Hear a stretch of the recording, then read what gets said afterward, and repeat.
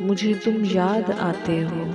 किसी सुनसान सपने में, छुपी ख्वाहिश की हिद्दत में, किसी मसरूफियत के मोड़ पर तन्हाई के सहराओं में, या फिर किसी अनजान बीमारी की शिद्दत में, किसी बिछड़े हुए की चश्मे पूनम के नज़ारे पर, किसी बीते हुए दिन की थकन की ओट से, या फिर तुम्हारे जिक्र में गुजरी हुई शब के इशारे पर, किसी बस्ती की बारोनक सड़क पर, किसी दरिया किसी वीरान जंगल के किनारे पर, मुझे तुम याद आते हो,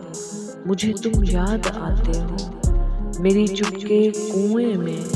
आरज़ुओं के बदन जब तैरते हैं और किनारे से कोई बोले तो लगता है अजल आवाज देती है। मेरी बेचैनियों में जब तुम्हारे तंदखोर रंजिश खटकती है, तुम्हारी बेसबब दूरी सुलगती है, या फिर जब भी मेरी याद के सहरा में तुम्हारी याद की तस्वीर जलती है, जुदाई हाथ मलती है, मुझे तुम याद आते हो, मुझे तुम याद आते हो।